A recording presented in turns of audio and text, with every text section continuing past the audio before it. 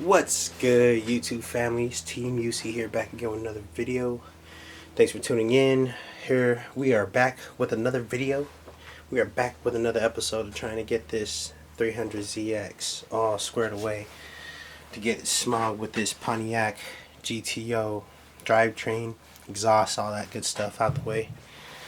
Alright, some of you guys are gonna call me crazy, but I did. If you check there, I'm trying to see if I can get this to focus. If you see here, there's like a bolt for where the motor mount sits on the K-member.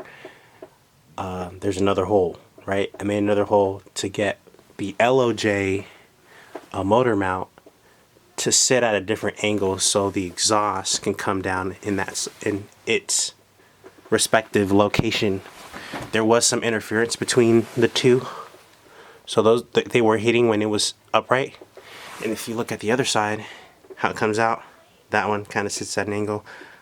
I know some people are just like, you're probably offsetting the motor mounts, and I did offset it. I ended up welding another mount location for that to sit. There, over there, you see the little mounts. So I went ahead and welded that.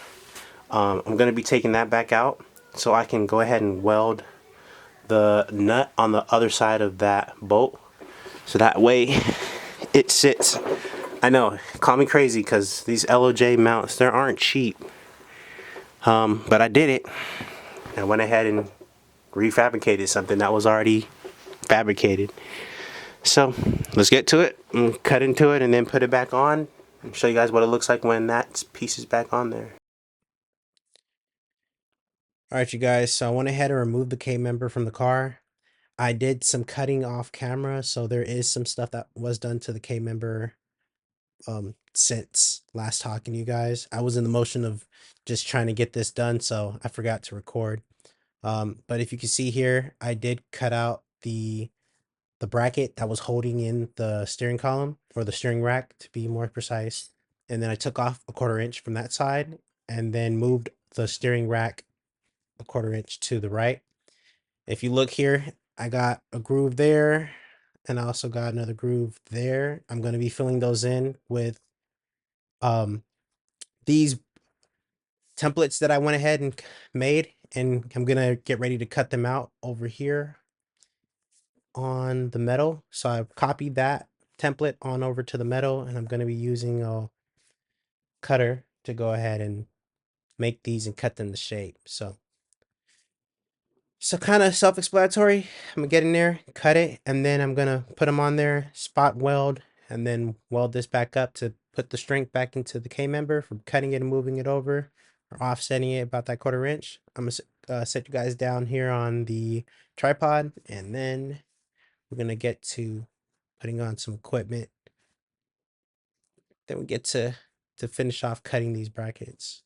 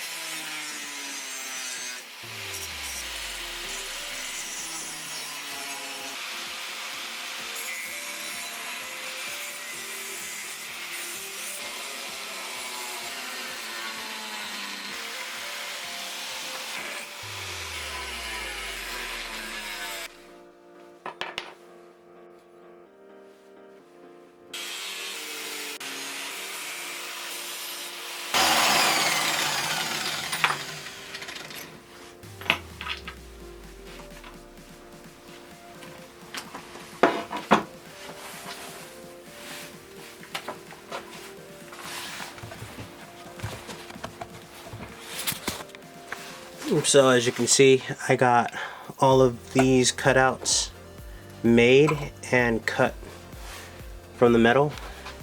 All I have to do now is just refine them and then bend them to the correct shape to get them to fit on there. So I'm gonna spend a little bit of time just getting those shaved down from the cutouts. to make them a little more refined. Then we go back into mounting it and then welding it. So bear with me. Alright. I got everything kind of cut down, size to fit.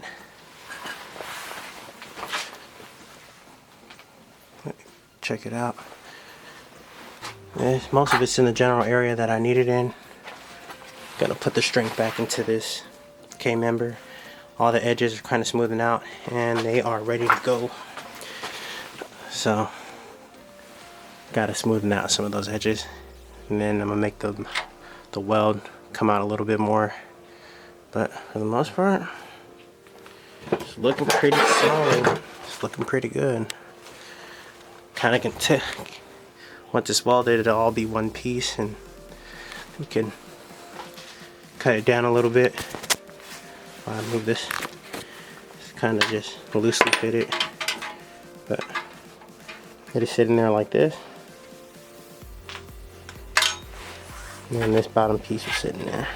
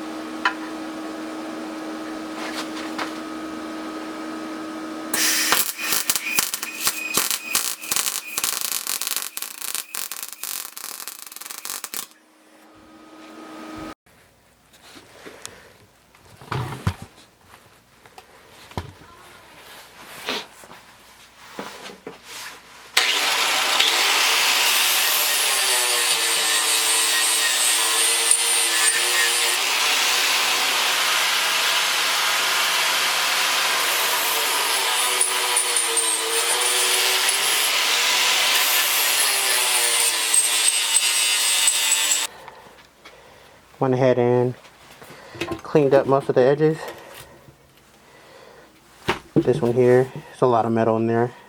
I got a lot of structural integrity still on the inside of it, so I went ahead and quickly see here. I don't know if you guys can see it in there.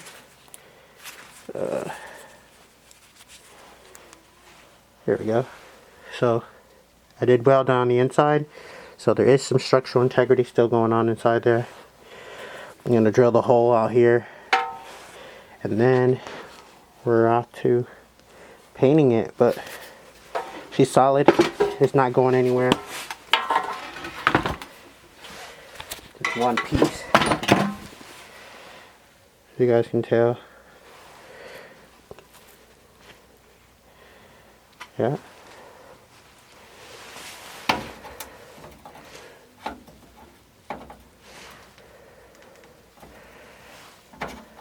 I'm liking it.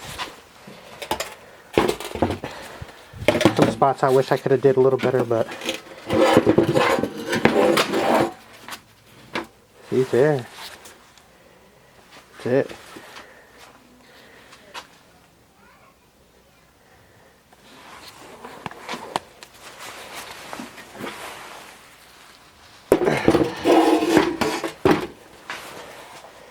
There's a before, here's the after.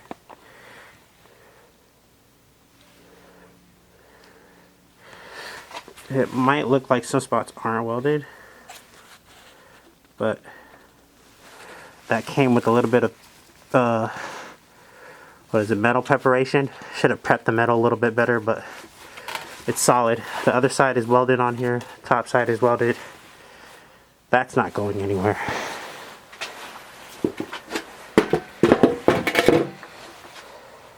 There you have it. Looks like it never left. Alright y'all, so I got everything all cleaned up over here. The metal's all sanded down to match, so it's flush. So what we're going to do now is we're going to clean it all up, get all of this metal particles off of the K-member, and then we're going to hit that with some paint to make it look brand new.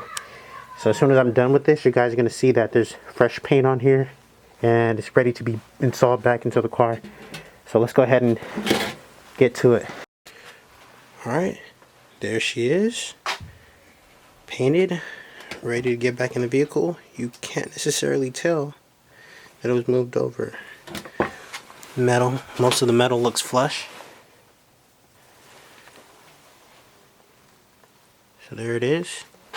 Just gonna go back on, and then now we're gonna install the rack. We're gonna take all this stuff off. We're gonna put the rack back on the K-member. Then we're gonna put these bushings back in. And quick question, let me know in the comments. I need to know, is it worth putting grease on these bushings, or is it best to leave it dry? I see some people put bushings on them, or I see some people put grease on them, and I see some people run it dry. I don't know what's the best way of doing it, but I think I might put grease on them. But you guys let me know in the comments, is it worth putting grease or is it not? Is there any beneficial to it? Squeaking, I haven't had any problems with it when I was driving it, but does it extend the life of the bushing? I don't know.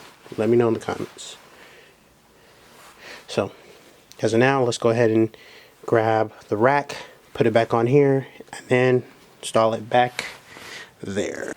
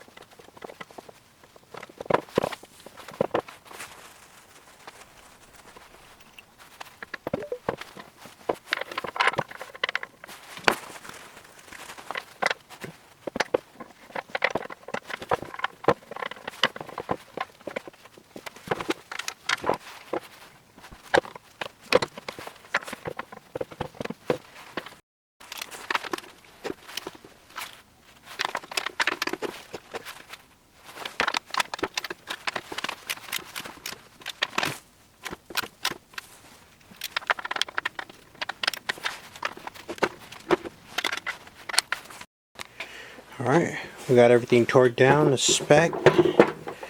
So all we're going to do now is just take it, drop it back in the car, and see how she fits. Hopefully it fits in the same spot that we had tack welded everything, so fingers crossed everything sits where it's supposed to. And just like that, we got her all mounted up. We got the outer tie rod connected again. We got the steering rack connected, as well as the steering column. The mount, you can tell it's flush with the rest of the car. Can't even tell that it was moved over. It's sitting right where it clears everything for the steering column. So the steering column's not hitting anything. We come over here. The other side's connected as well. Everything is bolted. No issues at all. Next thing on the list is, since I did move this over an inch or so, I might be getting some G-Tech or GK Tech spacers, just to kind of push this one out just a tad bit. But it is perfectly fine, but just for me and my OCD, I might just get the spacer. A few more things that I've done to this since the last video. Boring stuff, nothing that entails to really kind of show you guys. Radiator intake. If there's anything that you guys liked about this video, go ahead and like the video. If there's anything that you guys think I should do better or can do better on, please let me know. Let me know in the comments, fill it up with suggestions. I need help getting this set up.